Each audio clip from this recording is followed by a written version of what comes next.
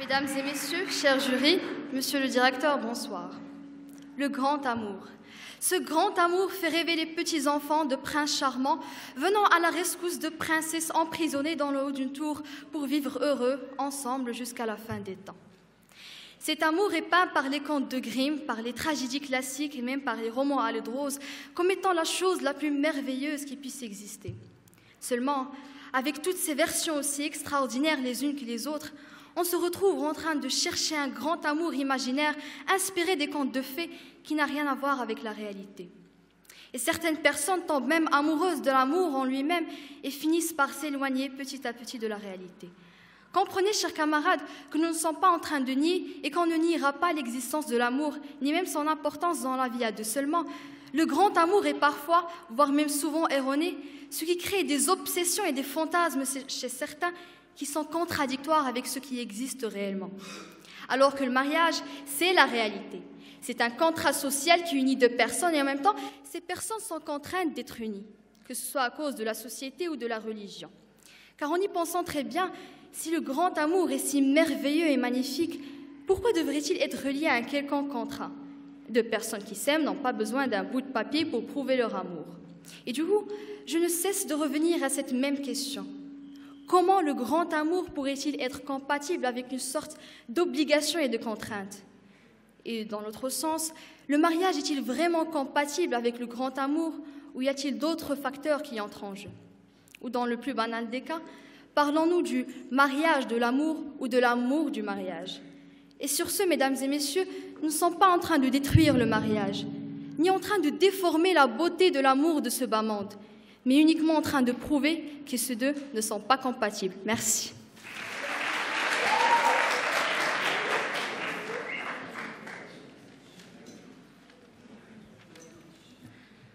Il lui a dit « Ce que j'aime voir, ce que j'aime au monde, ce que j'aime voir, veux-tu le savoir?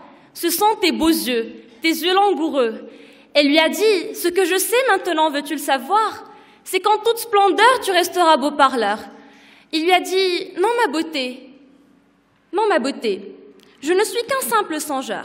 Tu sais, ce qui cause en moi la plus douce ivresse, ce qui cause en moi le plus tendre émoi, c'est de voir ton cœur vibrer de tendresse, c'est de voir ton cœur trembler de bonheur. » Elle lui a dit « Enfin, si tu veux répondre à ma flamme, si tu veux combler tous mes vœux, jusqu'au dernier jour, garde-moi ton âme, jusqu'au dernier jour, aime-moi d'amour. » Mesdames et messieurs, honorables jurys, très chers opposants, bonjour.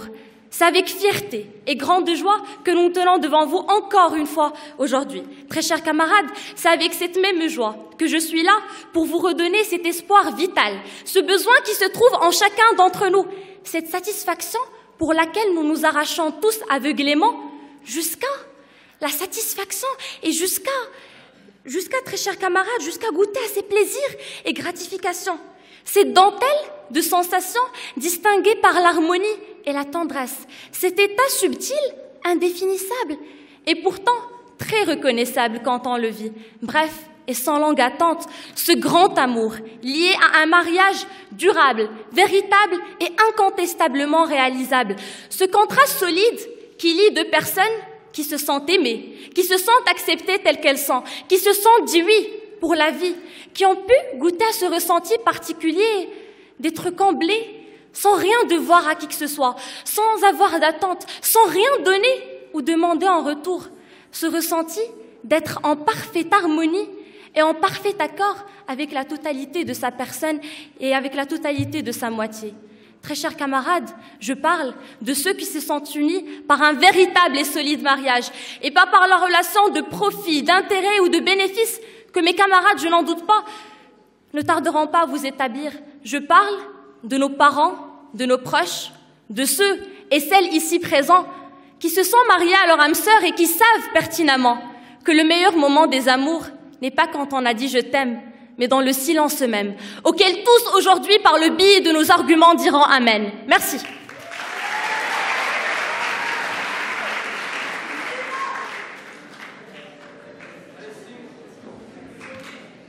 Eh bien, mademoiselle, je n'ai aucune raison de dire amen, puisque tout ce que vous avez fait jusqu'à présent est de la poésie. Aucune argumentation. Vous devrez donc nous convaincre. Eh bien, parlons de l'amour.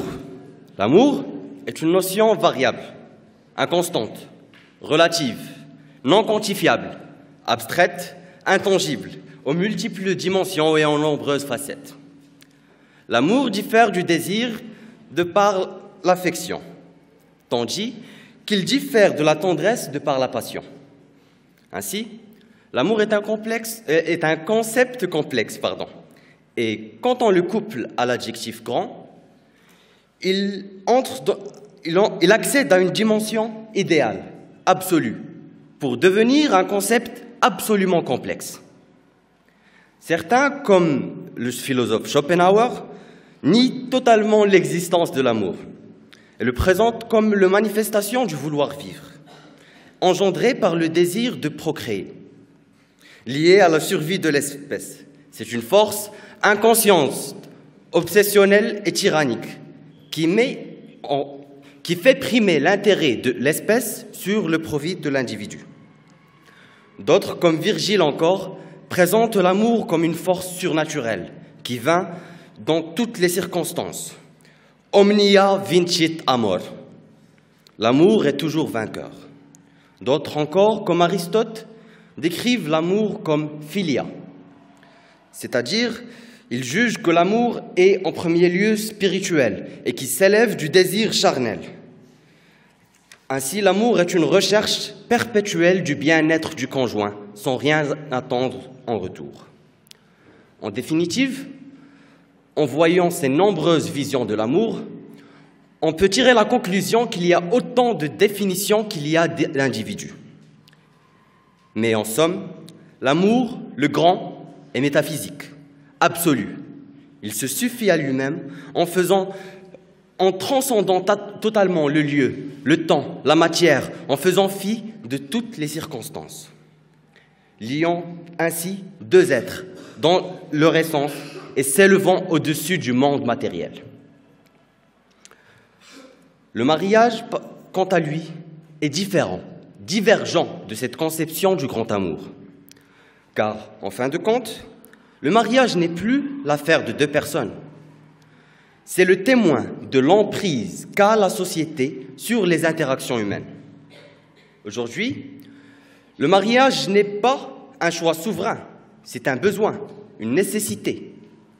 Car le mariage est le moyen par lequel la société donne son aval, son approbation sur l'union de deux personnes.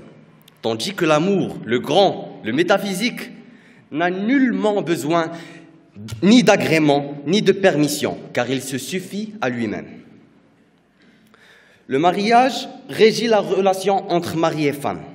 C'est un arrangement par lequel l'intérêt des deux parties est garanti par le principe du droit et du devoir. Tandis que l'amour, le grand, n'a aucunement besoin de garantir le droit de l'un ou de l'autre, car il n'est jamais mis en préjudice. Car quand on vit le grand amour, le bien-être de l'être aimé est mis comme priorité absolue. En outre, le mariage attribue au mari et à la femme des rôles, des responsabilités qui ne sont nullement présentes dans une relation de grand amour. Un mari se doit d'être protecteur, jaloux, de se comporter de manière virile. Il agit sous la contrainte de la société patriarcale et agit de façon macho, tandis que la femme, elle, se doit de veiller à l'éducation des enfants et, voire même, selon certains, être obéissante, pardonnez l'expression bien sûr. Tandis que les deux amoureux sont uniquement tenus de s'aimer l'un l'autre de façon constante et inconditionnelle. En somme, nous ne sommes pas là pour prouver ou nier l'existence du grand amour, ni pour critiquer le mariage en tant qu'institution. Par contre, nous sommes là pour corriger certaines conceptions erronées, car le mariage n'est nullement en accord avec le grand amour, et ce serait une aliénation des principes de ce dernier que de défendre cette idée. Car si l'amour est céleste, le mariage appartient à ce bas monde. Et si l'amour est une flamme qui brûle en tout temps sous tous les cieux, le mariage est un climatiseur qui tourne sous les caprices de la météo. Merci.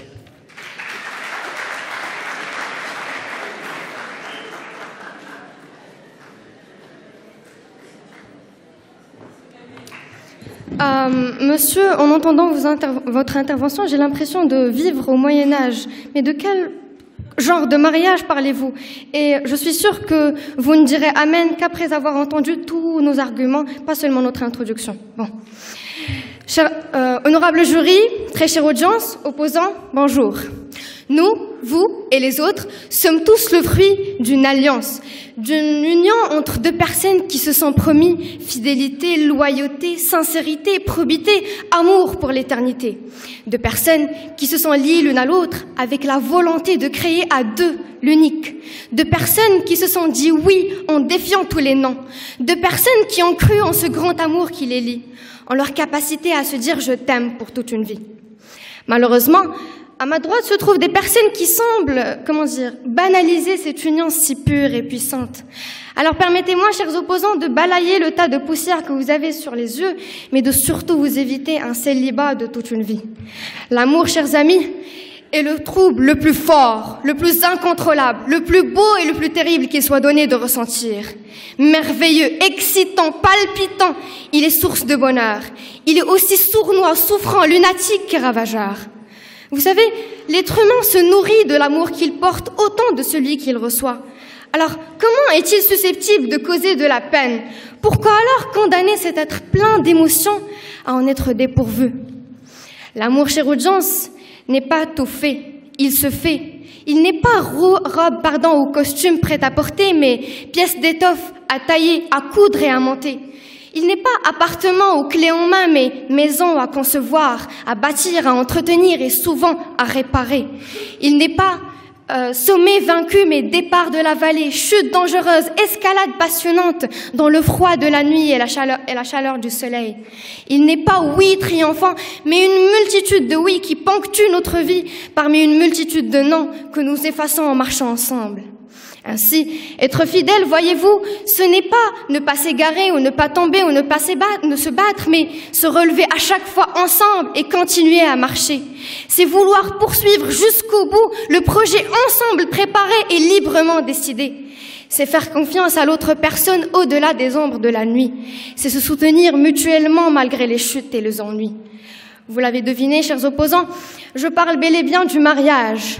Très chère audience, l'amour est un sentiment intense, fort, vital.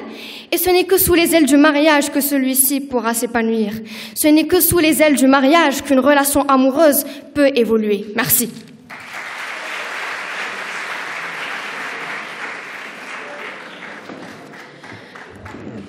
Chers opposants, tout au long de votre très belle introduction, vous étiez en train de vous trahir. Du moment que vous avez utilisé le passé quand vous faisiez allusion à l'amour qui existait avant le mariage, vouliez-vous dire par là que cet amour est mort? Ou est-ce que juste votre langue vous a trahi? Puis, mesdames et messieurs, puis chers opposants bien sûr, nous ne cherchons pas à détruire l'amour et le mariage, comme l'a très bien dit ma camarade, nous voulons juste montrer qu'ils ne sont pas compatibles. Alors, mesdames et messieurs, pour ceux qui se demandent toujours si le mariage est un contrat social incompatible avec le grand amour, voici une illustration de nos propos. Avant que deux personnes ne décident de se marier, ils doivent convaincre les deux familles en utilisant toutes sortes d'arguments plus durs à trouver l'un que l'autre. Chacun d'eux doit satisfaire un certain moule social, composé de plusieurs caractéristiques physiques, morales et parfois même matérielles. Ne me dites pas que deux personnes qui viennent de deux niveaux de la société différents se marieront très facilement. Quand l'autre personne est assumée, on l'accepte, mais en vue de créer une ou plusieurs obligations, formelles ou informelles, signées en engagement volontaire. Mon discours paraît très platonique, n'est-ce pas? On aurait l'impression que je parle d'un type de contrat ou d'un contrat social, n'est-ce pas? Eh bien, mesdames et messieurs, c'est parce que c'est exactement le cas. Tout ce que je viens de faire, c'est de donner la définition du mariage, qui, comme vous le voyez, se rapproche énormément de celle d'un contrat social.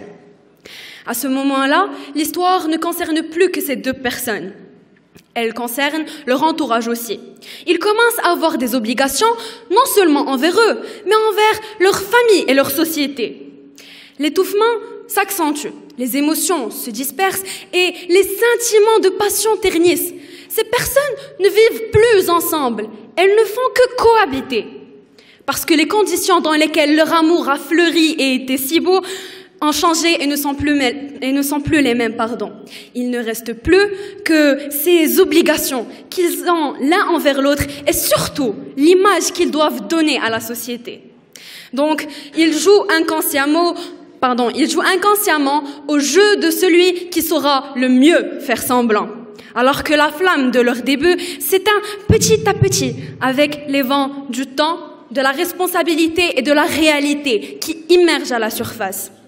C'est bien beau de vouloir s'unir par amour, mais le grand amour est un idéal. Le grand amour est une variable qui change d'une situation à une autre.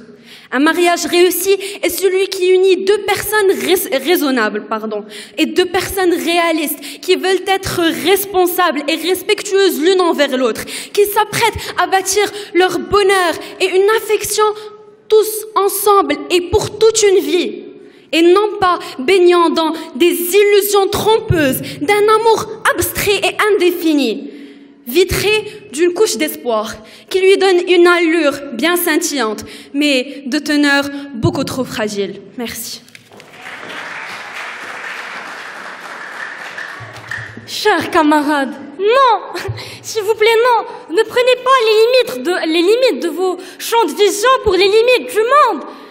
Malgré que les limites, parce que cela n'est que preuve d'incompétence, malgré que les détails de cette dernière ne m'intéressent pas le moindre du monde, je me dois obliger de corriger certaines choses. Alors il y aura 3 constants pour trois arguments. Premièrement, un contrat social est un contrat fait par les fondateurs de la société pour le seul, pour le bien, pour leur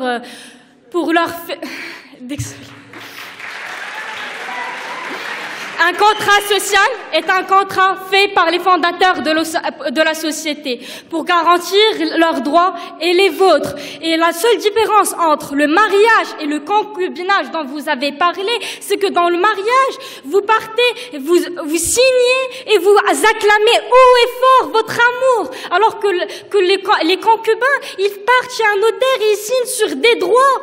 Et dire que le mariage est incompatible avec le grand amour. Deuxièmement, si vous vivez le parfait grand amour, si vous êtes sûr de cette personne, alors pourquoi ne pas dire oui? Pourquoi ne pas aller au-delà des limites et faire le grand saut? Pourquoi?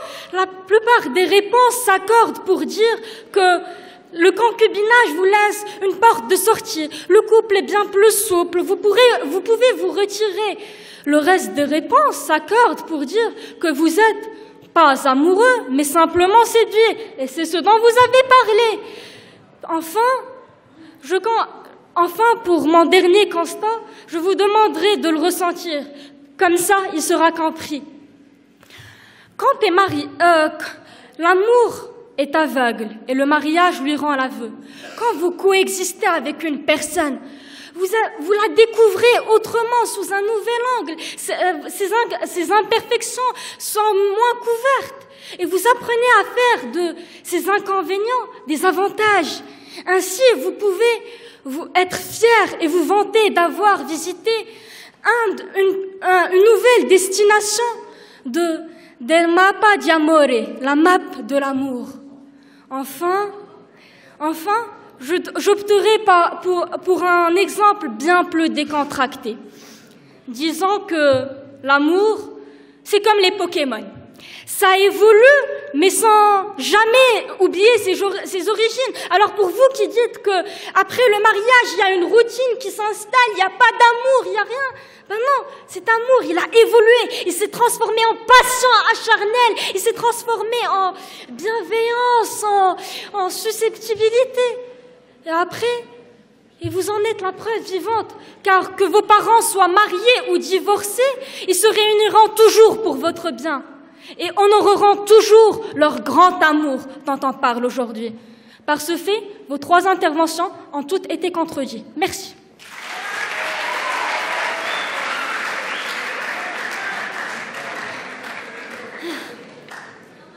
Chers camarades, pardonnez notre incompétence et permettez-nous de corriger certains concepts.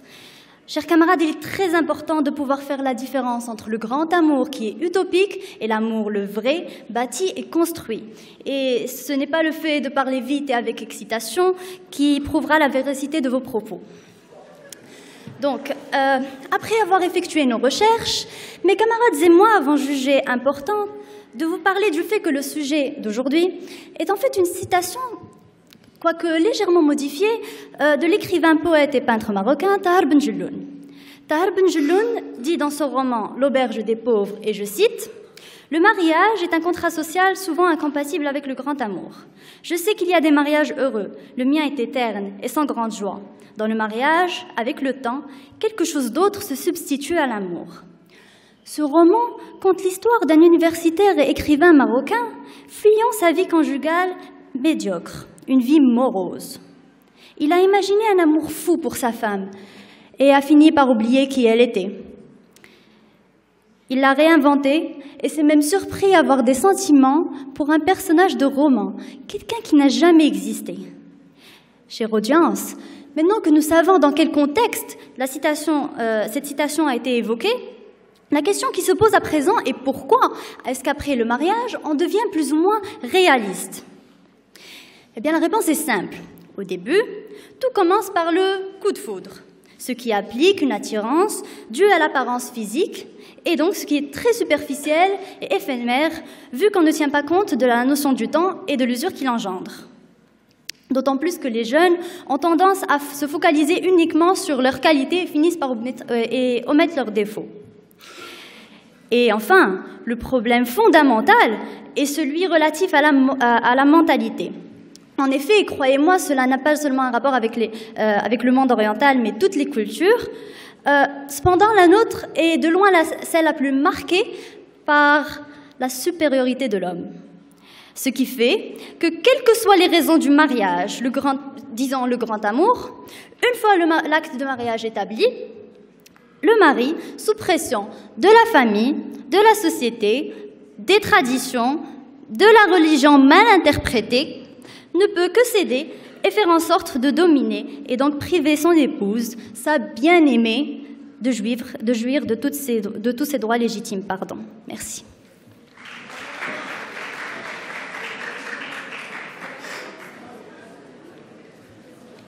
Très chers opposants, on vous demande de défendre la citation ci-dessus et défendre une position vis-à-vis de cette citation et non pas la vie de son auteur.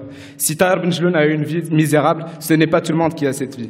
Très chers opposants, je ne sais de quelle télé-réalité française, polonaise ou même libanaise vous tirez votre définition du grand amour ou de quelle définition médiévale vous tirez, de quelle définition médiévale du mariage que cela vous plaise, mais épargnez-nous cette fournaise de vos quelconques paroles bien niaises qui nous mettent presque mal à l'aise. Oui, ça c'est de la poésie, assez de rimes en aise maintenant. Permettez-moi de faire quelque chose que vous essayez de faire, en vain bien évidemment, depuis le début de ce débat. Oui, je vais présenter un argument. Ce qui nous a interpellés, mes camarades et moi, en lisant ce sujet, c'est ça. Le mariage, un contrat social. Oui, juste un contrat social. Si ça n'en venait qu'à moi, je n'en discuterais même pas tellement c'est évident, mais je me dois de le faire puisque c'est le but de notre débat aujourd'hui. Réduire le mariage à un simple contrat social, ce serait réduire cette fameuse demande en mariage en une simple demande d'acceptation au sein de la société, alors qu'on sait que quand un homme se met à genoux pour demander la main de sa bien-aimée, cela vaut bien plus que toutes les déclarations d'amour possibles et imaginables. Merci. Ce serait réduire le fait d'avoir un chez-soi à une simple cohabitation banale. Ce serait réduire ces liens sacrés du mariage à un simple accord sans valeur. Oui, oui et oui. Le mariage est bien avant tout un contrat émotionnel et sentimental. Et puis, qu'est-ce que la définition du mariage et qu'est-ce que la définition du grand amour? Vous vous êtes très certainement posé ces questions, mais ce ne fut point suffisant car il faudrait y répondre. Selon le dictionnaire Larousse, le mariage serait un acte solennel par lequel un homme et une femme, ou deux personnes du même sexe pour ne pas être homophobe, établissent entre elles une union dont les lois, les conditions et les effets sont régis par le code civil dans le cadre du mariage civil ou par des lois religieuses dans le cadre du mariage religieux. L'union est ainsi établie. Mais qu'en est-il de la définition du grand amour, très chère audience? Eh bien, laissez-moi vous présenter la définition du grand amour. C'est ça. Oui, une page blanche, sur laquelle chacun d'entre vous pourrait écrire et décrire sa propre définition du grand amour. Et je vous promets que si on faisait l'expérience maintenant, ici, on aurait autant de définitions que de personnes présentes aujourd'hui. Par contre, il y a de grandes lignes à tracer. Et en dehors des définitions que l'on peut tous trouver dans un dictionnaire, laissez-moi vous présenter ces quelques grandes lignes. Le mariage, c'est la compréhension. Être admiré, écouté et compris par son partenaire et le rester après une très longue période. Et c'est d'ailleurs là où commence le grand amour. Le mariage, c'est la concordance entre les deux parties qui forment cette union. C'est quand les ressemblances ainsi que les différences ne forment qu'une unité en parfaite harmonie et en symbiose. Et c'est d'ailleurs ça, la base du grand amour. Et puis, très chère audience, le mariage, c'est la coordination dans l'union, quand le but commun des deux parties n'est rien d'autre que l'épanouissement et le bonheur de toute une vie. Et c'est d'ailleurs ça qui fait jaillir les flammes du grand amour, très cher opposant.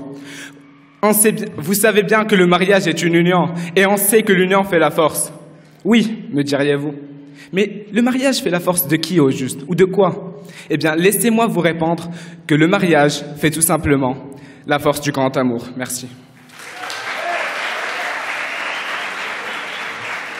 Pourquoi ne pas se dire oui? Pourquoi ne pas dépasser nos limites? C'est ce que vous avez dit, non? Eh bien, chers camarades, le mariage est exactement une limite. C'est mettre l'amour dans des règles, mettre l'amour dans un cadre légal et juridique. Et c'est encore une fois une preuve de notre incompétence. Et puis, le mariage, plutôt, deux personnes mariées sont supposées vivre ensemble pour une longue période et voire même jusqu'à la mort. Pourtant, l'amour et la passion qu'il pourrait y avoir entre deux jeunes mariés ne durent pas plus de quelques années, ou du moins pas de la même intensité. Après viennent les enfants, les distractions, les problèmes et d'autres responsabilités liées au mariage qui n'existaient pas auparavant. Je ne dis pas que c'est la fin du mariage, loin de là, ce dernier dure toujours, mais certainement pas grâce à leur amour qui a été mis à rude épreuve. C'est plutôt grâce au respect qui s'est installé, à l'habitude, aux enfants, pourquoi pas, et dans les pires des cas, à cause de la peur du changement ou la peur du regard de la société. Tant de choses entrent en jeu et l'amour n'y change rien, car ce dernier ne dure pas toujours. Les sentiments changent et les habitudes restent. Et dans ce cas, on ne peut pas parler d'une quelconque compatibilité entre un mariage qui dure toujours et un amour disparu. Je ne suis pas en train de généraliser, mais plutôt en train de détailler les cas. Et pourtant, on en arrive toujours à la même conclusion.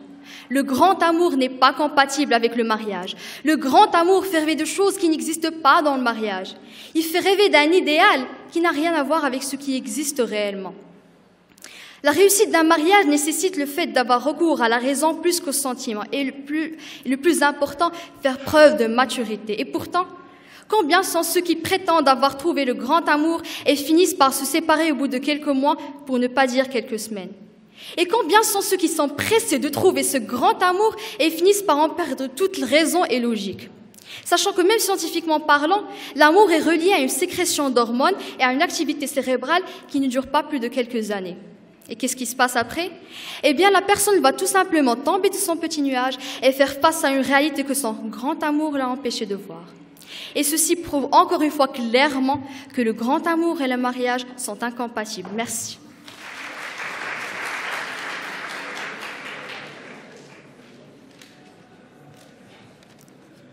Vous savez, en m'attardant sur le sujet, j'ai fait un constat et je vous prie de m'en excuser d'avance, car vous risquez d'apercevoir l'absurdité, l'illogisme ou encore l'incohérence réunie en une seule phrase. Cette même phrase est « Je ne t'aime pas, moi non plus, marions-nous alors ». Très chers camarades, je suis entièrement navrée et attristée de vous annoncer qu'il s'agit bel et bien des convictions de nos très chers opposants. Et oui, je suis comme vous, abattue. Je cherche le raisonnement adopté pour penser et écrire une telle chose.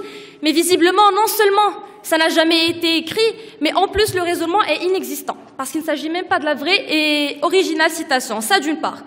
D'une autre part, je trouve que c'est décevant et inhumain de réduire le mariage qui unit deux personnes follement amoureuses l'une de l'autre à une incompatibilité. Il vous a fallu plus d'une semaine pour essayer de le démontrer. Or, avouez que depuis son existence, l'humanité entière n'a cessé de démontrer et de prouver le contraire. Alors ce que je propose aujourd'hui est simple. Je vous propose d'adhérer à un avenir plus humain et surtout plus heureux. Il ne m'appartient pas ici de m'ériger en moraliste et d'énoncer des préceptes à rechercher ou à cultiver, mais je peux témoigner des valeurs qui nous sont tous ici chères et qui me semblent aujourd'hui indispensables à notre bonheur, à l'équilibre de notre avenir et de notre présent actuel. Je vous propose d'entretenir et de conserver amour, vigilance, entraide et respect mutuel au sein de vos relations amoureuses, sinon ça ne sert absolument à rien de continuer. Et sachez que le mariage est un engagement fort, solide, principalement basé et fondé sur un amour divin, passionnel et réciproque. Alors, chers opposants, avant de porter votre attention sur le mariage, il sera préférable d'abord de divorcer avec une pensée pareille. Et merci.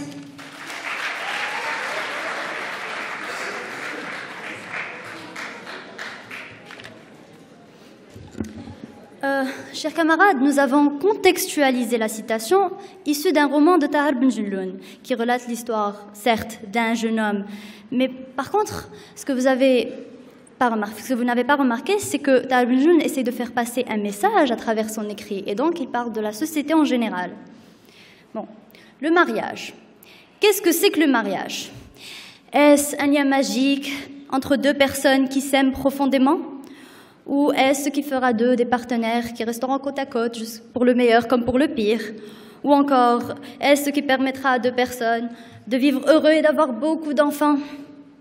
Chère audience, à toutes ces questions, je vais répondre avec un simple non. Le mariage n'est nul autre qu'un simple contrat social à durée illimitée ou indéterminée, reconnu et encadré par une institution juridique ou religieuse qui en détermine les modalités. Et donc, à quoi sert un contrat de mariage?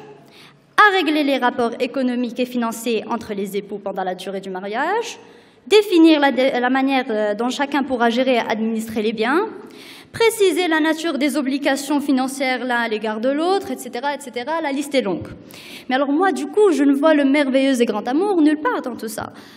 Tout ce que je vois, c'est un papier qui ne définit en aucun cas ce qu'une personne peut ressentir envers une autre.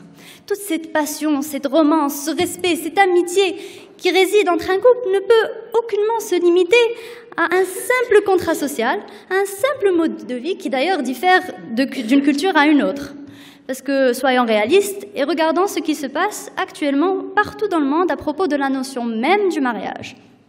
L'Occident, plus libéré des contraintes qui nous étouffent, a opté pour l'union libre, ce qui leur permet, d'après eux bien sûr, de jouir de leur liberté et d'échapper à toute contrainte juridique. Et donc, le couple veillera simplement à raviver les sentiments et les affinités qui les unissent, et en particulier le respect de l'autre.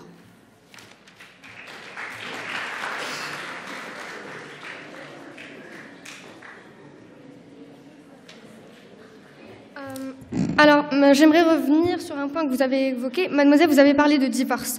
Alors, il faut savoir que si les mariés, comme vous dites, qui se divorcent juste après avoir justement eu ce grand amour, ce n'est pas justement à cause de ce grand amour, mais c'est surtout à cause des attentes idéalistes et utopiques que la société essaie d'inculquer aux jeunes mariés.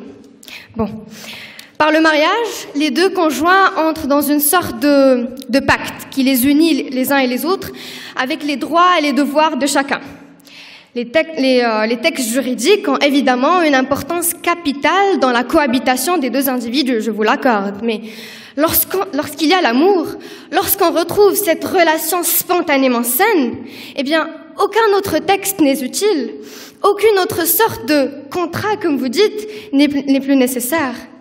La vie commune, chers opposants, n'est pas une donnée toute faite. Elle se cherche, elle se construit, elle s'entretient. Sinon, elle meurt. Et c'est justement l'amour, avec un grand A, qui alimente et oxygène cette vie commune. Très chers opposants, l'amour n'est aucunement en contradiction avec les droits et les devoirs des deux partenaires, mais bien au contraire. C'est justement le fait de considérer le mariage comme une sorte de contrat social ou de le banaliser à une entreprise à gérer qui est en contradiction avec les valeurs et les principes les plus fondamentaux de cette union si sacrée.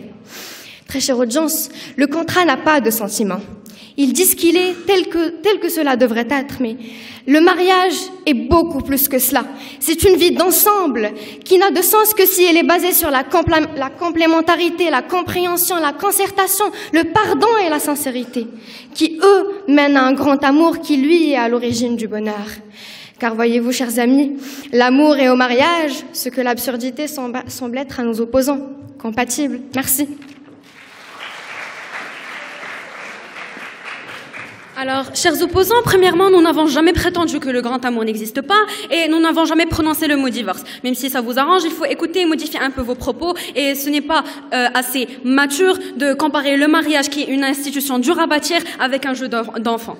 Alors, mesdames et messieurs, avant le mariage, tout paraît parfait. Le jeune couple ne se rencontre que quand ils sont très bien présentables et que quand ils sont tous les deux de très bonne humeur. Comprenez ma nuance, ils ne s'aiment que sous leurs meilleurs jours et dans les meilleures conditions. Alors qu'après le mariage, là, je ne vous raconte pas le nombre de mauvaises surprises. Un jour, elle se réveille démaquillée et lui se réveille de mauvaise humeur. Premier conflit, premier problème et première mauvaise surprise. La liste est encore longue. L'image qui nous est donnée du mariage et de l'amour est beaucoup trop surfaite. On nous submerge les cerveaux avec des scénarios surréalistes et beaucoup trop parfaits. Mais cette idée est totalement erronée. Quand on aime quelqu'un, il y a du respect entre nous, du sacrifice, de la coopération, de l'affection. Ne laissez pas le grand amour vous aveugler. Quand on aime quelqu'un, on l'aime sur tous ses jours et quoi qu'il arrive, n'est-ce pas? Ces paroles sont bel et bien à dire, mais loin d'être appliquées. Pourquoi? Je vais vous dire pourquoi. C'est parce que nous vivons dans un monde où l'égocentrie est un mode de vie. Nous vivons dans un monde où les paroles n'ont plus aucune valeur et où tout le monde n'essaye qu'être beau parleur. Où sont les efforts dans ceci, les preuves concrètes, les actes? Nulle part. C'est bien connu, l'amour rend aveugle, alors que le mariage a besoin de deux êtres responsables, prêts à prendre des responsabilités ensemble, à être matures et à grandir ensemble, à concrétiser des paroles pour créer un mariage réussi. Merci. Chers camarades, tout a été dit, tout a été évoqué, et vous venez ici et vous reposez la question. Alors, excusez-nous de simplifier pour vous les exemples, comprenez-nous un peu, parce qu'on ne peut pas tout répéter. Enfin, chère audience, honorable jury, monsieur le directeur, tout au long des débats précédents, vous m'avez appris bien des choses.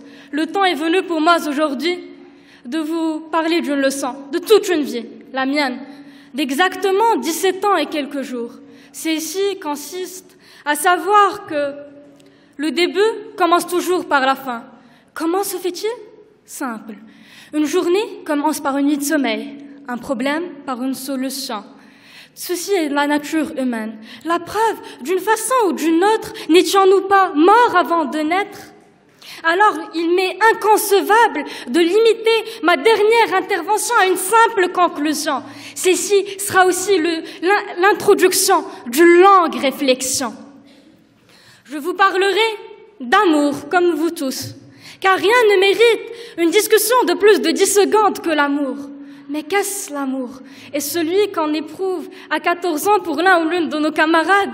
Ou est-ce celui que l'on éprouve pour quelqu'un qui prétend être notre âme sœur et qui dit nous aimer malgré nos folies? Ou peut-être c'est celui que l'on retrouve lorsqu'on a tout abandonné? Ils sont tous un amour, mais un seul est le grand amour. Du moment que je ne suis pas mariée, je perds toute crédibilité. Alors, je me baserai sur le témoignage de ceux qui ont vécu pour vous raconter. On le décrit comme celui qui vous donne l'envie de toujours vouloir plus, d'avoir un désir profond, une envie pressante. Désolée, les mots m'échappent.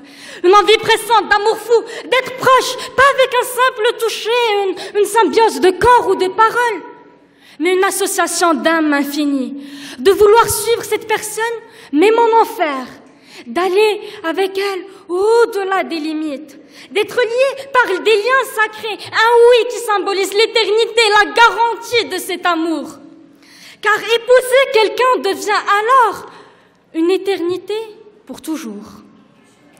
Alors, si vous dites que chers camarades, que l'amour est un simple sentiment, que le mariage désigne la fin de l'amour, je vous répondrai tout simplement oui. Il désigne la fin de l'amour. Oui, le mariage désigne la fin de l'amour. Ainsi, il symbolisera aussi le début du grand amour. N'avons-nous pas dit que le début commençait toujours par la fin? Amen.